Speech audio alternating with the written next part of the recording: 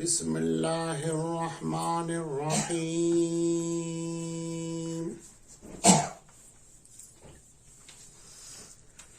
الحمد للہ وکفی وسلام علی عباده الذین اصطفی اما بعد فاعوذ باللہ من الشیطان الرجیم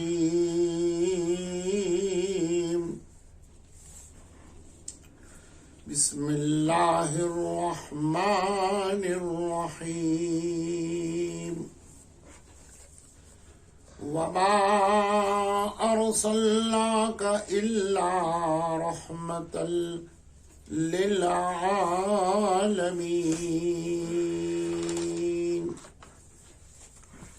سبحان ربک رب العزة عما یصفون وسلام علی المرسلین والحمد للہ رب العالمین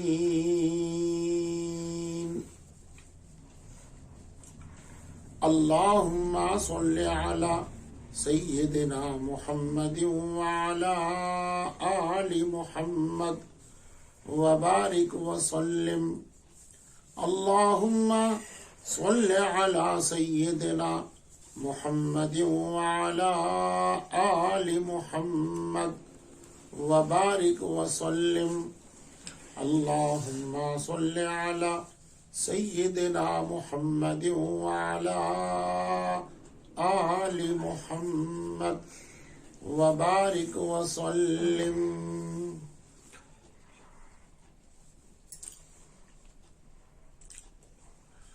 ہر عنوان کو خوبصورت بول دیا جائے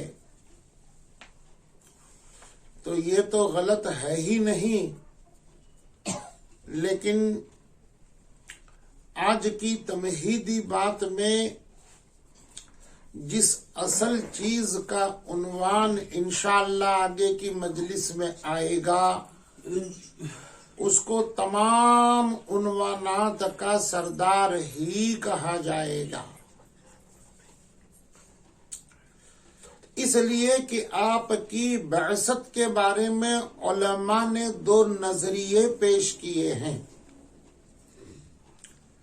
آپ کی بعثت دو طریقے سے ہوئی ہے. ایک ولادت مبارکہ سے لے کر نبوت تک کا زمانہ محمد ابن عبداللہ کی حیثیت سے آپ کی بعثت ہوئی، اور نبوت ملنے کے بعد سے لے کر مدینہ طیبہ میں آپ صلی اللہ علیہ وسلم کی وصال مبارک تک یہ ایک بعثت ہو گئی. اور قرآن نے جس بعثت کا ذکر کیا ہے وہ نبوت کی ہی بعثت کا ذکر قرآن میں موجود ہے، ولادت کا نہیں ہے. ولادت مبارکہ کا ذکر احادیث صحیحہ مبارکہ میں موجود ہے. تو یہ دو بعثت میں قرآن نے جس کا تذکرہ کیا ہے یہ اصل آپ کا مقصد ہے، بھیجنے کا، آنے کا، خدا کی منشا کو لانے کا، خدا کے ارادے کو پورا کرنے کا، سارے انبیاء کے آنے کے مقصد کو پورا کر کے ساروں کی سرداری کے تاج پہننے کا صلی اللہ علیہ وسلم. اب اتنا بڑا عنوان ہے تو اس کے پہلے تمہید تو بولنے والا بولتا ہے، مقرر تقریر کرتا ہے، لیکن اصل حقیقت پر آپ غور فرمائیے، یہ تاج نبوت آپ کے سر پر ڈالنے کے پہلے کیفیات آپ کی کیا رہی؟ حدیث مبارکہ میں لکھا ہوا ہے، آپ صلی اللہ تعالی علیہ وسلم کو نبوت ملنے کے 7 برس پہلے آپ کے حالات میں، شب و روز میں، رات کی شب بیداری میں کچھ الگ معاملے ہونے لگے۔ پہلی بات تو یہ ہو گئی کہ آسمان سے ایک چمک تیزی کے ساتھ مکۃ المکرمہ پر آنے جانے لگی۔ دوسری بات یہ ہو گئی، شیاطین اور جن ہمیشہ آسمانوں پر جاتے تھے، وہاں سے پروردگار کا جو حکم نافذ ہونے والا ہے زمین کے اوپر، اس کو سن کر کے اپنے چیلوں کو پہلے بتا دیا کرتے تھے۔ اسی کے ذریعے وہ جادوگروں کی، کاہنوں کی، ایسے تعویذ جھوٹے لکھنے والوں کی دکان بھی چمک جاتی تھی۔ دوسری بات یہ ہو گئی، آپ صلی اللہ علیہ وسلم کو نور نبوت ملنے کے پہلے، تاج نبوت ملنے کے پہلے 5 برس پہلے، آپ کا 35 سال کا زمانہ گزرنے کے بعد داخلہ شیطانوں اور جناتوں کا آسمانوں پر پہنچنے کا بند ہو گیا۔ تیسری بات یہ ہو گئی، آپ ہمیشہ دن کے وقت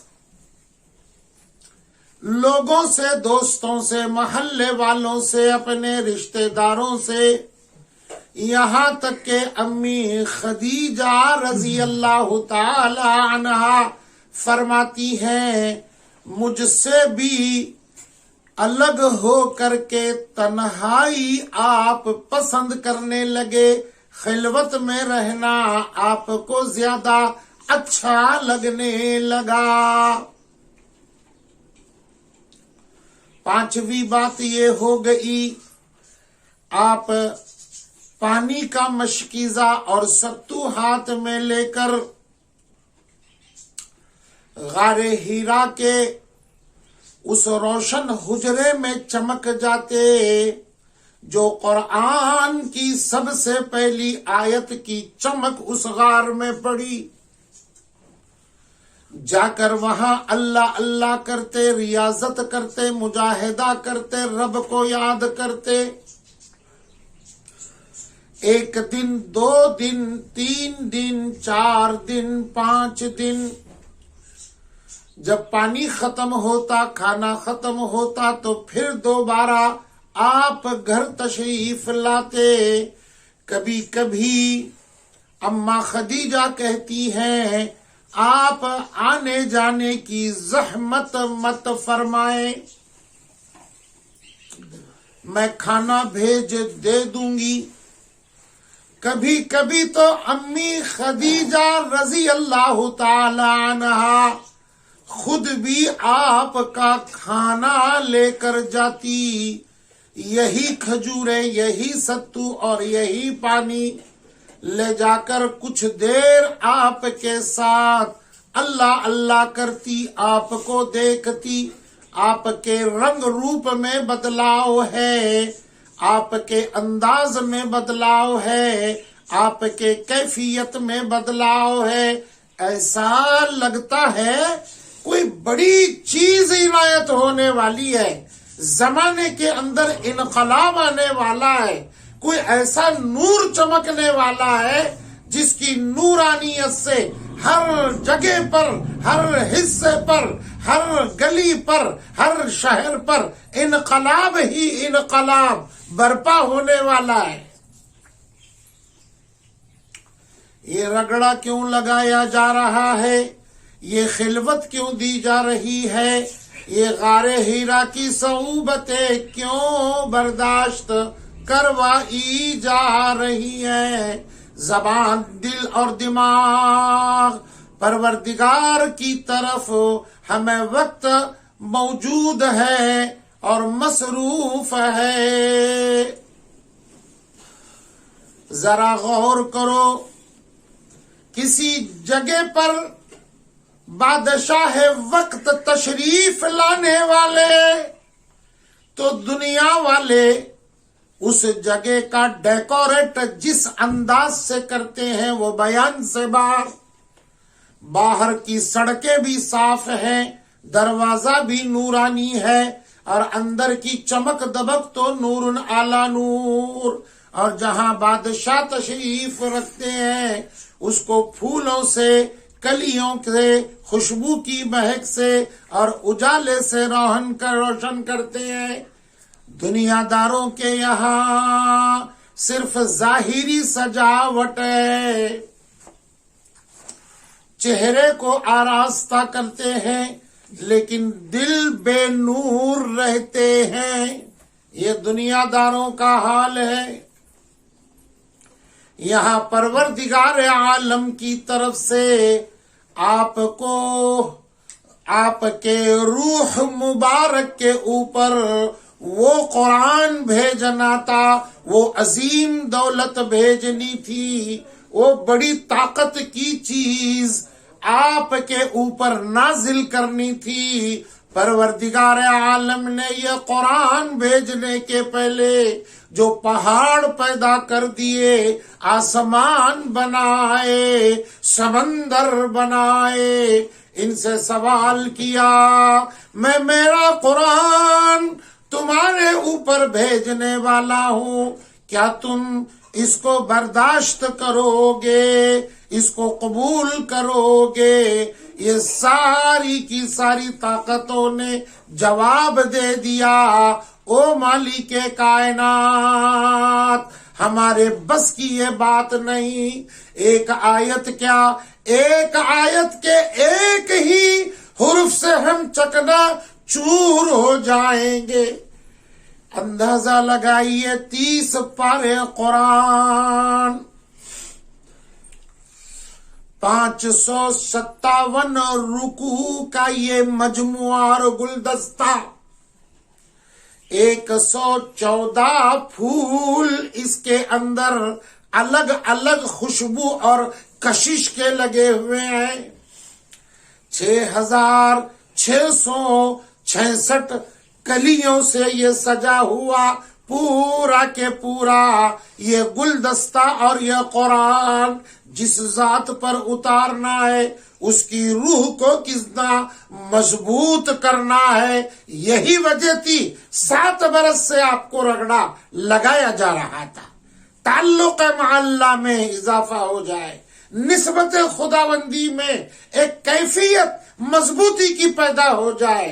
یہ قرآن آئے تو آپ پورا اس کو اپنے ضمیر کے رگ و ریشے میں، دل و دماغ میں، جسم کے اندر آپ خوشی برداشت کریں۔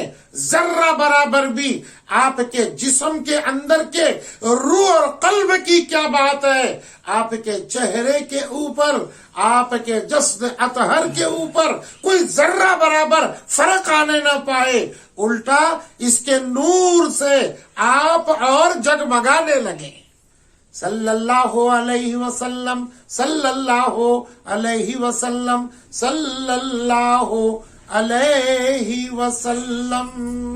اللہم صلی علی سیدنا محمد وعلی آل محمد وبارک وسلم۔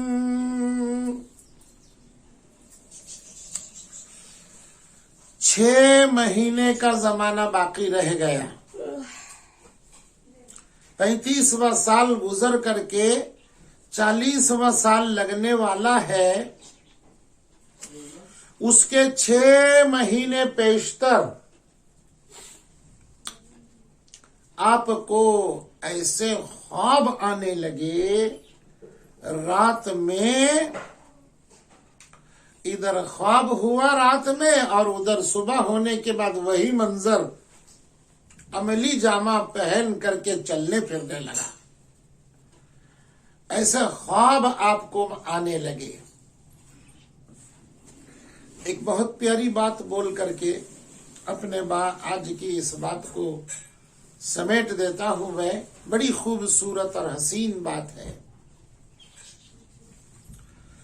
40 برس کا زمانہ آپ کا گزر چکا ہے. 41واں سال آپ کو لگ چکا ہے. 40 برس ہو کر کے پہلا دن ہو چکا ہے. جبرائیل آئے, قرآن لے کر آئے, نبوت سے سرفراز ہو گئے, پہاڑیوں سے اتر کر امی کے پاس آئے, گھر کے اندر ٹھہر گئے. ادھر دوڑتے ہوئے یار غار صدیق اکبر ابو بکر رضی اللہ تعالی عنہ آ کر سلام پیش کیا. آپ نے فرمایا, او ابو بکر, میں تجھ کو ایمان کی دعوت دیتا ہوں, ایک اللہ کی طرف بلاتا ہوں. ابو بکر نے کہا, اشہد اللہ الہ الا اللہ واشہد ان محمدن عبدہ ورسولہ. ایمان لا کر کے مشرف اسلام ہو گئے. صدیق نے سوال کیا, یا رسول اللہ صلی اللہ علیہ وسلم, مجھے یہ بتا دیجئے آپ کی رسالت, آپ کی نبوت, آپ کی پیغمبری جب آپ کو مل گئی, آپ آئے ہیں, میں نے ایمان قبول کر لیا.